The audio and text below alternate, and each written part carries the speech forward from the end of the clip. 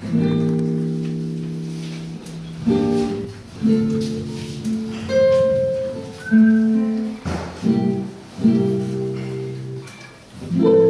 ser fugaç el nostre encreuament de paraules en aquella nit literària de Santa Llúcia, però amb allò en vam tenir prou per descobrir-nos per primer cop.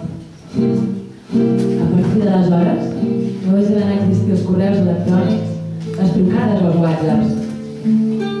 Sí, d'acord, potser és ben cert que no es coneixien de res, que la diferència d'edat era considerable, que fins i tot eren més esclaus de la nostra solitud que no pas cercadors de la companyia. Però tot i així, tots dos feia temps que no treballàvem en res. La nostra imaginació i la creativitat havien fugit juntes de vacances i vam trobar-hi una solució. Recordo que vam quedar a l'habitació 314 a les 6 de la tarda del dia 31 de desembre. Cap d'any. Era arriscat. Era vital, qüestió de supervivència. Amb nosaltres només venien provisions per passar uns dies i una maleta amb molt poca roba. Paquets de galletes, 10 ampolles d'aigua, un cartó de tabac, 5 ampolles de xarel·lo, incomptables preservatius, cosetes que vibren i lubricant de fruites del bosc. Tot això i la transgressió.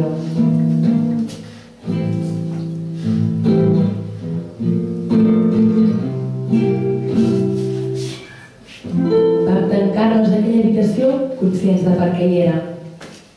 Vas abaixar les cortines i vas desconnectar el televisor, mentre deia resignada que la creació artística no es busca, sinó que es troba. I jo no vaig saber si parlaves de l'art o de l'amor. Jo tenia el cul enganxat en una cadira mig immòbil de nervis, d'excitació, sabent del cert que les dues persones que havíem entrat en aquella habitació no sabien les mateixes que et sortirien. I tu, fent la teva amb el teu aire tranquil i despistat, vas endonar l'MP3 en uns altaveus. Va semblar que t'injectaven una droga que et feia levitar. Jo només et mirava. I em vas dir que la bossa no et feia viatjar a un altre món, que no sé què d'una brasilera, però ja no t'escoltava. Només em volia ofegar en les teves cames i els teus esbufecs.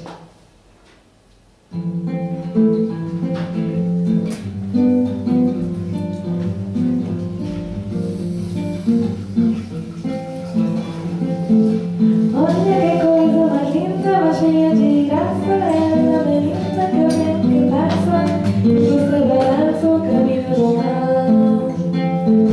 Moça de corpo dourado, do sol de Ipanema, o céu balançado, é mais que um poema e a coisa mais linda que eu já vi passar. Ah, por que tu tão sozinha?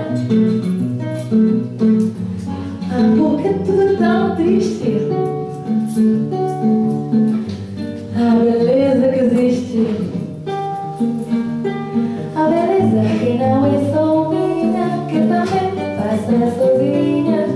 Ah, se ela soubesse que quando ela passa o mundo sorrindo, sente de graça e fica mais lindo por causa do amor. E mentre cantaves, et feia lliscar les capes de roba, deixant cada cop més al descobert la teva pell fredolica. Et tocava, i el plaer provava la veu fins que l'última estrofa es va convertir en sospir. I fica més lindo por causa do amor. Sentia els teus dits freds al meu sexe, i com la temperatura dels nostres cossos pujava cada cop més. Així començàvem un viatge deliciós, al compàs de petites morts i migdiades.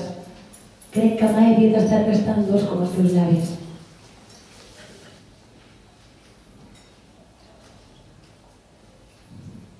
Ens trobàvem sols. Érem tu i jo els únics inquilins d'aquella bogeria. I el temps. Anàvem a contracorrent. El teu marxant entrepitjava els talons enamorats de la teva nova exposició. I a mi l'editorial ja m'havia donat 2 avisos per a la publicació d'un nou poemari. Era senzill. Creaven determinis o caure en desgràcies. Es van fer les 12 i el soroll de focs artificials, xivar de gent cridant i nosaltres al llit.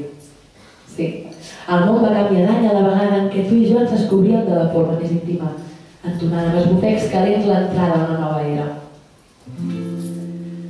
Aquella habitació ens va canviar, i ho saps, Aquella habitació va ser el refugi on dos bojos van trobar la resposta a les seves preguntes. Allà va ser durant cada minut l'un es va recolzar en l'altre. L'un no podia sense l'altre, en tot moment, de forma constant, en revolta constant. L'habitació feia olor de passió, i és que no podia fer cap altra. Fèiem l'amor contínuament, i quan ens cansàvem ens fiàvem hores mirant-nos l'un a l'altre. Nos, suats, enganxats cos a cos. Hagués pogut alimentar-me de tu tota l'eternitat. No necessitava res més a part de respirar. Plorava, et notava, et fregava la pell amb les mans, et despentinaves una i una altra vegada. Ens fèiem petons eterns. Seria tímid, d'aquells que només es aturen per tal de respirar i seguir vivint. Obria els ulls, travessar-te la mirada i recordar la imatge per voler immortalitzar el moment. Suava i bramava, allargava els pits i tu una preciosa silueta entre la nit. Et vaig descobrir tots els records del teu cos. Em proponies una postura nova i ens faltava temps per provar-la i repetir-la un cop i un altre. No feies falta ni parlar. Els cossos seguien amb el seu propi llenguatge. Viatjaves en treball i te'l menjava, i cridaves, respiraves fort, t'agafaves el cossi amb tanta força que m'excitava més veure't. Et jugava el clítoris i semblava que t'anaves d'aquest món.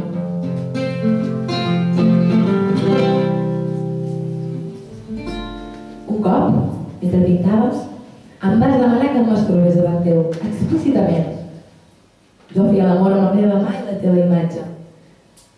I tu semblava que fessis l'amor amb aquella teva respiració. Si no ens dutxàvem junts, m'encantava espiar-te. Em posava sent. M'agradava massa obrir la porta del lavabo i, sense fer soroll, estar-me tot el temps del món observant-me sota l'aigua. Allò em feia voler per dins. Com se'l tironejaves quan l'aigua era massa freda i l'olor d'aquell xampú i l'escuma que et queia flonja per les corbes de l'esquena.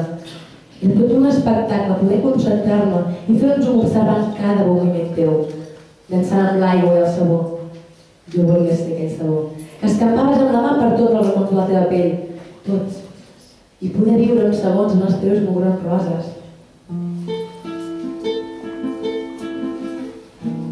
Vam estar treballant i follant un ritme incansable, tant que, de fet, vam perdre la noció del temps. Que ràpid és el món dins d'una habitació d'hotel. Desconeixíem l'hora que era, o el dia en què ens trobàvem. Només sabíem que els nostres horitzons acabaven allà on es produïa el de l'orgasme. I després seguien. Escrivíem o pintàvem prolíficament durant totes les hores del dia. Enrajaven les idees com per art de màgia. I quan tu no me les explicaves a cau d'orella, era jo qui narrava un nou passatge a tu. Les meves lletres eres tu. I no escrivia sobre tu, però n'eres l'ànima. Ens teníem i no volíem tenir res més que no fos allò. Després, passats uns dies, vas acabar definitivament els teus quadres. I jo, per la meva part, tenia enllestit un nou recull de poemes. Tots dos tenien molt de cadascú. Sense voler, gairebé per obligació, vam pujar les persianes de l'habitació, al mateix temps que el nostre món s'esfumava enmig de la vista immaculada de la ciutat de Lisboa. Després de 4 dies veiem sortir el sol. Un sol d'hivern que esquitxava el riu Tejo davant nostre. 4 dies compartits en un sol cos. Fins llavors no havia sentit ni una campaneta dels tempies grocs.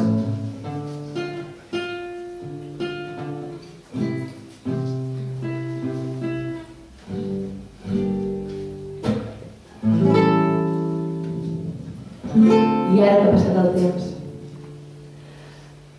ara que han plogut les hores que vam suar d'aquelles 4 parets, ara que ens hem après un a un tots els racons de nosaltres fins al punt d'inventar-nos els somnis,